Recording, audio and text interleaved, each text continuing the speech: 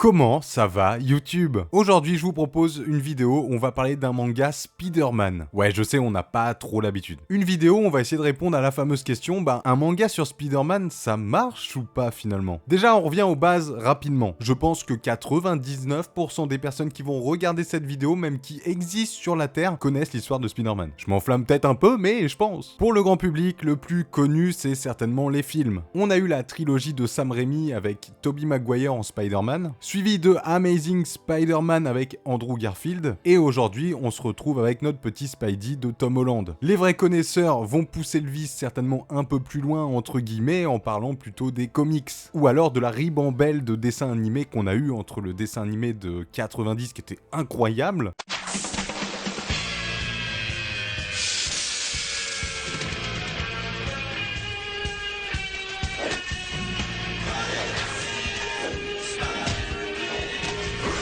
ainsi que Spectacular Spider-Man que j'aime beaucoup. Moi c'est perso, voilà, je donne mon avis, j'aime beaucoup.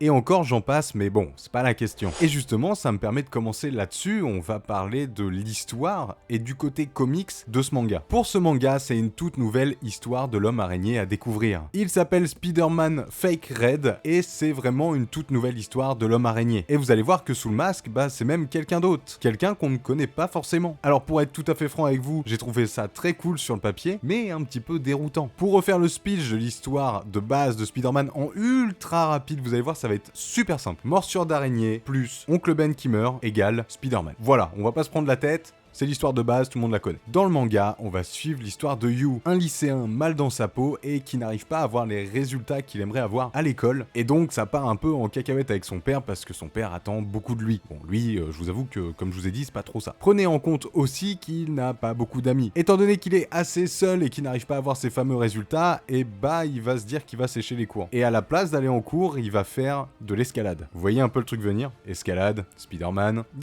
Même si je vous avoue qu'il n'est pas non plus très bon dans ce domaine, malheureusement. Ça va, You? Tu t'en sors bien? Il y a quelque chose qui va? Mais notre héros va avoir beaucoup de chance parce qu'à côté d'une poubelle, il va retrouver le costume de Spidey. Et on parle pas de là d'un cosplay très bien réussi, mais bien le costume originel de Spider-Man. Donc oui, vous vous en doutez, il peut tisser des toiles, tout ça. Le Spider-Man classique avec le...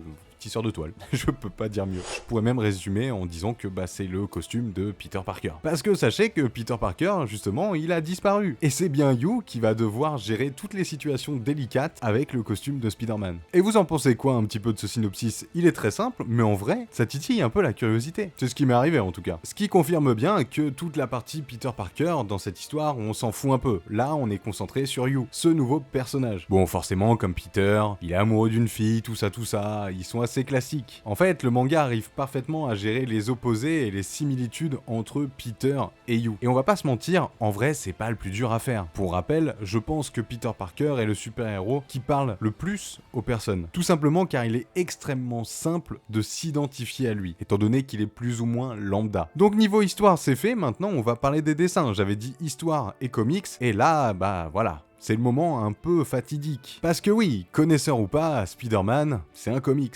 Et on va pas se mentir que entre les dessins d'un manga et d'un comics, il y a quand même un sacré fossé. D'autant plus que de mon côté, je vais pas vous mentir, j'étais plutôt sceptique. C'est Yusuke Osama qui est au dessin ainsi que le scénario. Et franchement, il nous régale. Il a clairement fait un rendu qui fonctionne très bien. Mais attention, c'est toujours selon moi. Ça se trouve, les puristes des comics vont détester les dessins et ça, je pourrais le comprendre. Étant moi-même un fan plutôt classique, plutôt lambda, bon, moi ça m'affecte pas. Et je trouve vraiment que le cheminement entre les deux a été maîtrisé. Et donc le manga est presque une réussite. Et oui, j'ai dit presque, c'est qu'il y a des petits problèmes. Du moins, un problème pour moi. Et c'est tout simplement parce que c'est un one-shot. Je pense qu'une vraie série, même courte, par exemple, je sais pas, en 5 tomes, aurait pu fonctionner. Le one-shot est quand même un gros pavé, mais malheureusement, c'est pas suffisant. Dans l'histoire de Spider-Man, il y a énormément d'éléments, énormément de personnages. Et tout ça dans un seul bouquin, compliqué. Si je reprends un petit peu le manga, en fait, quand on découvre le chapitre 1, c'est ultra positif. Tout se passe bien. On suit ce fameux gars qui n'a pas de pouvoir et qui va enfiler le costume de Spider-Man. On n'est pas loin de Kick-Ass,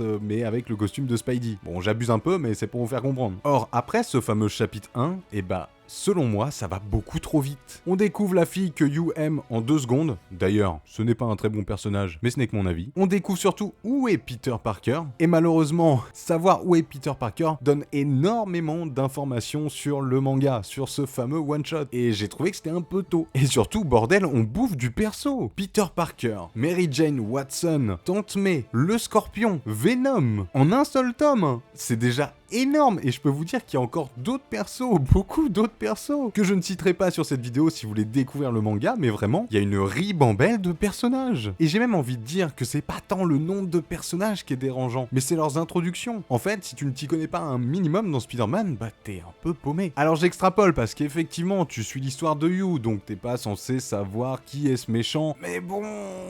D'ailleurs, il y a quelques persos vraiment pas très connus de la licence Spider-Man. Pour le grand public, je pense qu'il y a un ou deux persos qui sortiront pas du tout du lot. Et ils ne sont toujours pas introduits. Comme je vous ai dit, je rentre pas dans plus de détails au niveau des persos, mais moi, il y a un perso que je connais. J'ai pas toutes les refs, mais je connaissais son nom et le pourquoi du comment. Et là, ce perso est introduit en mode ouais, je connais Peter Parker, blablabla. Let's go, on y va, on continue, pour pas trop en dire. Et je pense qu'en termes d'impact, bah, c'est pas si foufou. Et là, vous pouvez dire, bah ouais, mais attends, du coup, on découvre des nouveaux personnages. Bah non, parce qu'en 2-3 pages d'introduction, j'ai pas eu le temps de savoir qui c'est, moi. Donc je ne découvre pas de nouveaux persos, je découvre une nouvelle tête, si tu veux. L'introduction du personnage, c'est vraiment, on t'explique vite fait ce que c'est et basta. On passe à autre chose. Mais du coup, un manga sur Spider-Man, ça marche ou pas? Parce qu'en fait, c'est ça la question. Bah franchement, oui. Oui, j'ai kiffé. J'ai kiffé découvrir mon petit Spidey en manga. Mais Spider-Man Fake Red a été très cool à lire, mais malheureusement, bah, il est un peu oubliable. Si tu n'es pas un minimum fan ou curieux, bon, bah, je sais même pas ce que ça va donner en termes de vente. Je pense vraiment que ça aurait été une série courte, ça aurait apporté quelque chose parce qu'on aurait pu vraiment rajouter des choses sur chaque perso. Peut-être que Peter Parker ne pas savoir où il est pendant un petit moment, tu vois, peut-être que t'apprends que Peter Parker il est quelque part à partir du tome 3, j'allais dire 13, et tu te dis waouh, ok, il était là et tout, c'est pour ça que machin nanan. Il y avait un vrai truc à faire, il y avait vraiment avec cette histoire, vraiment un truc à faire. J'ai pas arrêté de dire vraiment, c'est insupportable. Spider-Man Fake Red est loin d'être raté, mais ça restera un one-shot assez classique pour moi. Si on arrive à avoir un manga qui dure un peu plus dans le temps avec les dessins qu'on a eu et même l'histoire, hein, l'histoire était très bien, c'est juste qu'il fallait entre guillemets pour moi l'amplifier un peu. Si on arrive à avoir un truc comme ça, let's go, moi je suis preneur. Donc oui, Spider-Man fonctionne en manga. Et ça, on va pas se mentir, ça fait plaisir. En tout cas, c'est la fin de cette vidéo, j'espère qu'elle vous aura plu. N'hésitez pas à me dire en commentaire si vous l'avez lu ou si vous êtes en attente, savoir si vous allez le lire ou pas, est-ce que vous en avez ressenti en commentaire. Sans oublier le petit abonnement qui fait toujours plaisir, bah oui, ça je prends toujours, ça fait plaisir, vous êtes de plus en plus nombreux, c'est une dinguerie. Nous on se retrouve dans une prochaine vidéo comme d'habitude, c'était Gaki-san. Salut les gars.